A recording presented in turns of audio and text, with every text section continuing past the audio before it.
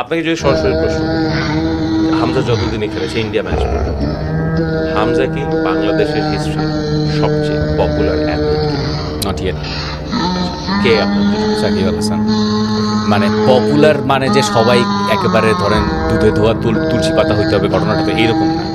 Shakib Al Hasan is like Diego Maradona character type. হ্যাঁ, যে ধরেন আর্জেন্টিনায় যা যে কেউ তাকে খুব পছন্দ করবে, কেউ তাকে খুব প্রচণ্ড পরিমাণে ঘৃণা করবে, কিন্তু আপনি তাকে অ্যাভয়েড করতে পারবেন। এবং খেলার মাঠে কোনো কাহিনী সে আর হি ইজ ডিফারেন্ট। হ্যাঁ, মানে হি ইজ ডিফারেন্ট আমাদের চেয়ে, আমার কাছে মনে হয়। ধরেন যতই আমি এই যে বিশ্বসেরা ব্যাপারটারে যতই আমি বলি যে হ্যাঁ আন্ডার প্লে করি, এবং জিনিসটা যেহেতু যতই বলি যে এটা গ্রামাটিক্যালি হয় না, কিন্তু অ্যাট দ্য সেম টাইম আপনার এইটাও বুঝতে হবে যে যে কোনো একটা জিনিসে সেটা যদি আপনি ঝাড়ুও দেন, ধরেন আমার এই টেবিল মোছার কাজ, হ্যাঁ এই টেবিল মুছে যদি আমি বিশ্বসেরা হইতে পারি, তাহলে ওইটা একটা কাজ, আমি টেবিল মুছেই সেরা হয়েছি, এবং এইটা আমি বাকিদের চেয়ে ভালো পারি।